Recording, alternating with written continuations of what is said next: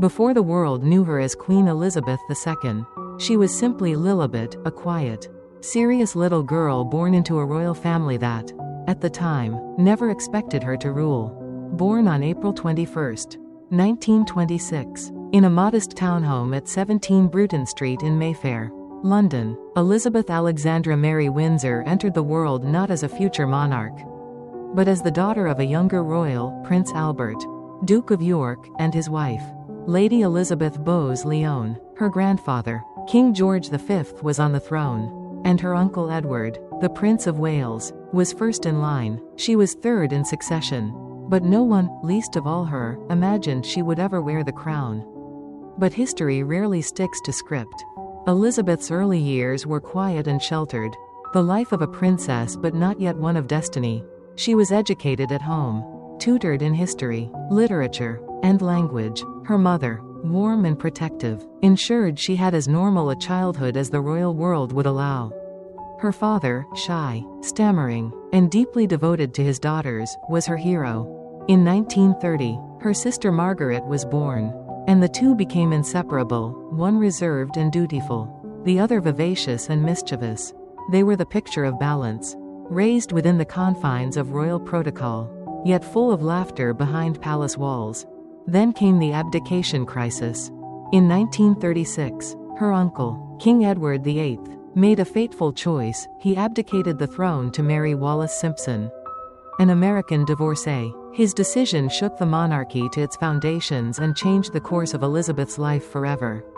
Suddenly, her shy father became King George VI, and Elizabeth, at just 10 years old, became the presumptive heir to the British throne. It was a shift not just in title, but in identity. She began preparing for a future she never expected. Her education grew more serious: statecraft, diplomacy, constitutional law. Her every step now carried a weight it hadn't before. The little girl called Lilibet was fading, and in her place, a figure of history was forming. Then the world went to war.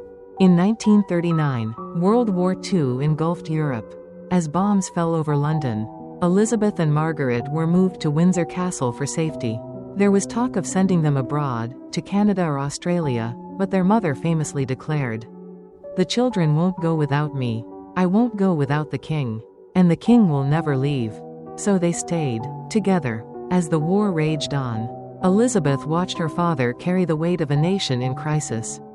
His voice, once halting, now inspired millions through wartime broadcasts. His quiet courage became her blueprint. In 1940, at just 14 years old, Elizabeth gave her first public radio speech, reassuring children evacuated from their homes. It was a glimpse of the leader she would become: calm, composed, deeply aware of the responsibility that came with her position. But she was still a girl. She still had dreams. She rode horses, collected corgis, and cherished moments of freedom outside the royal bubble. And yet, with each passing year, she became more than a princess. She became a symbol. By the time the war ended in 1945, Elizabeth was 19 and ready to serve. She joined the Auxiliary Territorial Service. Trained as a driver and mechanic, an extraordinary move for a royal. It was a powerful gesture, the future queen in uniform, elbow deep in engine grease, serving beside her people. That moment cemented something important. Elizabeth was not just born into royalty. She was building her right to reign, quietly, consistently, with grace and duty. And while the war had ended, a new world was just beginning to emerge. The British Empire was beginning to crack. The colonies were stirring. Change was on the horizon. But for Elizabeth, the greatest change of all was yet to come. In February 1952, Princess Elizabeth was in Kenya on a royal tour, representing her ailing father, King George VI. It was meant to be a diplomatic visit, a symbol of a young royal stepping into responsibility. But history had other plans. While staying at the Treetops Lodge, Elizabeth received devastating news: her father had died in his sleep. The moment she learned of his passing, she became Queen Elizabeth II. At just 25 years old, there was no ceremony, no crown placed on her head. One moment she was a daughter, the next, a sovereign. Her quiet mourning was soon replaced by the burden of monarchy.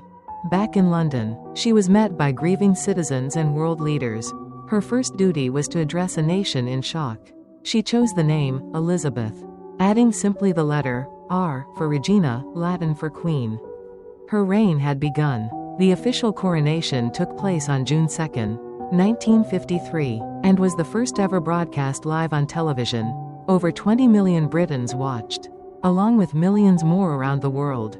It was a spectacle steeped in tradition, crowns, oaths, anointing with oil, yet it also marked a monarchy stepping into a modern era. Behind the grandeur stood a young woman grieving her father, learning to lead under intense pressure. And beside her was Prince Philip, who had to sacrifice his naval career and his independence to walk 2 steps behind his wife for the rest of his life. The Queen's early reign was filled with symbolic weight. She was not only the monarch of the UK but also of many countries in the Commonwealth. Her face appeared on currency, stamps, and portraits across half the world. Her role was both ceremonial and deeply personal, representing unity, tradition, and dignity in a world still recovering from war. Her first prime minister was Winston Churchill, who had served under her great-great-grandmother, Queen Victoria. Despite the generational gap, they formed a mutual respect that would set the tone for the Queen's relationship with government leaders for decades to come. Elizabeth had not chosen this path, but she embraced it fully. She understood early on that the crown was not just a symbol, it was a responsibility. Her famous vow, made on her 21st birthday, echoed in everything she did. Greater than, my whole life, whether it be long or short, shall be devoted to your service. And with that promise, a new era began, not of conquest or empire, but of continuity and quiet leadership. Elizabeth would become the longest reigning monarch in British history. But in these first few days, marked by grief, duty, and global attention, she laid the foundation for a reign built not on power, but on presence. When Queen Elizabeth II took the throne in 1952, she inherited more than a title. She inherited a crumbling empire and a world on the brink of transformation. At the time, the British Empire still spanned continents, but nationalist movements were rising, and independence for many colonies was inevitable. Elizabeth became the quiet face of this shift. She did not resist change, she helped manage it with dignity. Over 30 countries gained independence during her reign, many choosing to stay in the Commonwealth. With Elizabeth as a symbolic head, she led not by force, but by example. Her presence offered a sense of continuity in a rapidly changing world. Though she had no political power, her weekly audiences with 15 prime ministers, from Churchill to Truss, gave her unique insight. Those who met her described her as sharp, informed, and steady. She was careful never to show political bias, and that discretion gave her a kind of quiet authority. Internationally, she was unmatched in diplomatic presence. The Queen visited over 100 countries, meeting world leaders and walking historical tightropes with grace. From apartheid South Africa to post-war Germany, from the US to former colonies, she helped bridge past and present. Her 2011 visit to the Republic of Ireland was hailed as a breakthrough in British-Irish relations. Back home, the UK saw tremendous social and economic upheaval. The Queen reigned through the Cold War, the Suez Crisis, the Troubles in Northern Ireland, the rise of the European Union, and multiple recessions. Through it all, she rarely addressed the nation, except when it mattered most. She was not flashy or political, but she was always there. As society evolved, so did the monarchy. Slowly, quietly, she modernized it. She opened royal finances to public view. She embraced technology, sending her first email in 1976, and allowed TV cameras into royal ceremonies. Her Christmas broadcasts shifted from radio to TV, and eventually to online platforms. Still, her greatest strength wasn't innovation, it was consistency. While the world sped up, Queen Elizabeth offered stillness. While governments rose and fell, she remained. To millions, she was not just a monarch, but a symbol of duty, endurance, and identity. She once said, "I have to be seen to be believed."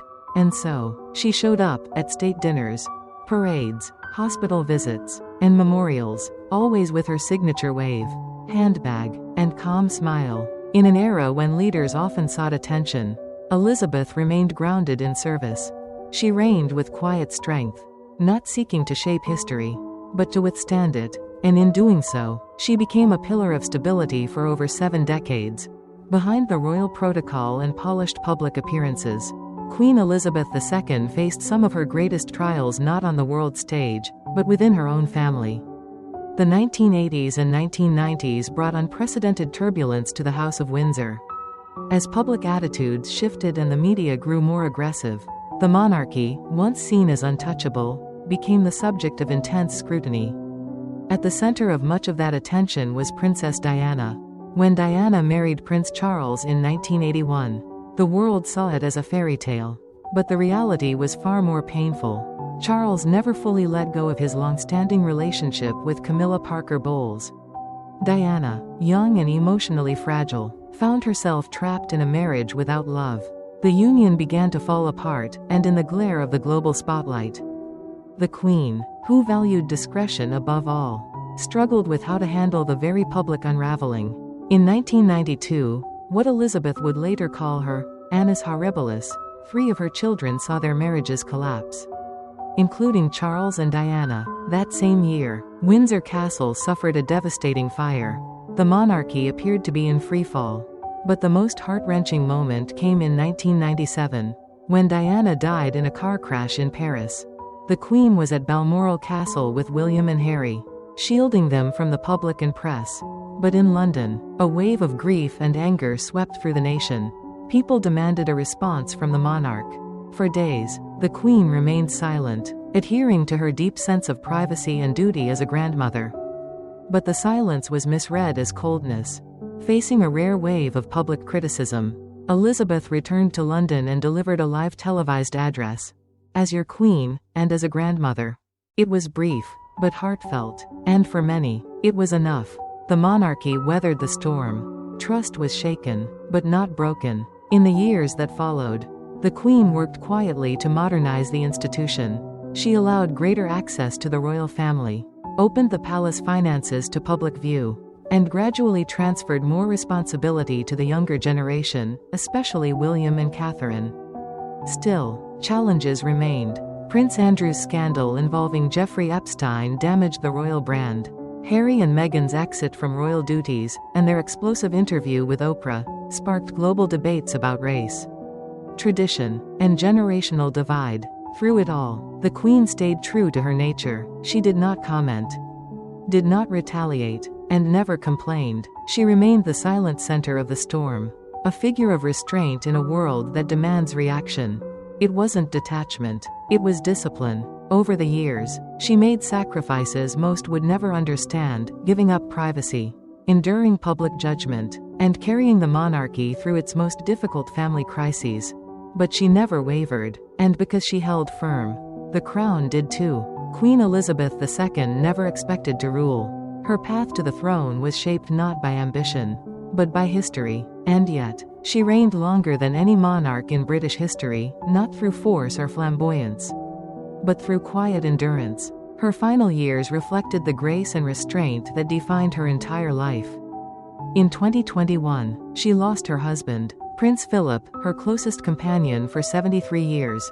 The image of her seated alone at his funeral, head bowed and masked, struck the world. It was a rare glimpse beyond the crown, not a queen, but a grieving wife. Even in mourning, she continued to serve. Well into her 90s, she attended public duties, met with world leaders, and remained a symbol of continuity. Her presence was no longer expected, it was cherished. The Platinum Jubilee in 2022 marked 70 years on the throne, a milestone never reached before. It was a celebration, but also a farewell. Her public appearances were brief and infrequent. Age had slowed her body, but not her sense of duty. Then, on September 8, 2022, Queen Elizabeth II passed away at Balmoral Castle. At age 96, her death was not just the end of a reign, it was the closing of an era. She had met with presidents, popes, and prime ministers. She had witnessed the fall of empires, the rise of nations, and the evolution of a world she helped steady. For most of her subjects, she had simply always been there. But her true legacy wasn't just longevity. It was how she ruled. She never issued manifestos, never made headlines.